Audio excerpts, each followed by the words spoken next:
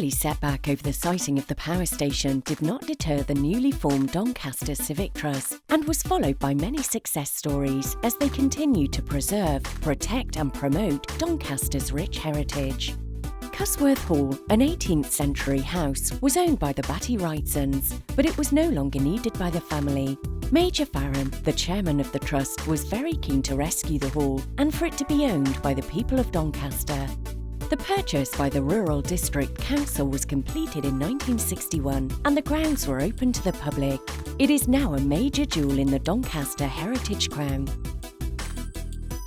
Other notable successes followed, including a successful appeal to the Magistrates' Court, preventing Regent Square from being turned into a car park. Parkinson's shop and cafe on the High Street was saved after a 16-year battle. The historic Bellevue House was saved from demolition. The building is now the Grand St Leger Hotel and is very popular during Leger Race Week. One of the Trust's major successes was in persuading the Department of the Environment in 1988 to resurvey the town centre.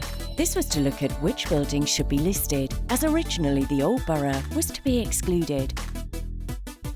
A suggested list was sent and as a result, 70 buildings were listed, including the Nag's Head, the railway station and Clock Corner, which as part of an earlier plan to widen Baxter Gate would have led to its demolition.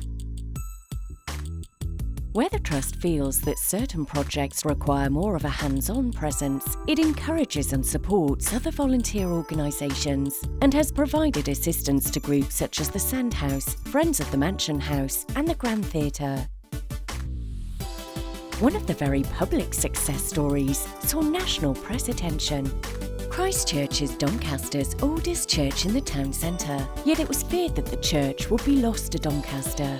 The fabric of the building had begun to deteriorate and by 1989 had become too expensive for the congregation to maintain. The church was closed in 1989 when the Trust began its campaign to save the church from demolition. When the church was made redundant in 1991, the Trust issued a leaflet called A Church in Crisis, which received national press coverage. In 1995, the church was sold to the Reach Out Christian Fellowship for a nominal sum, and the Trust made substantial donations to help with the restoration.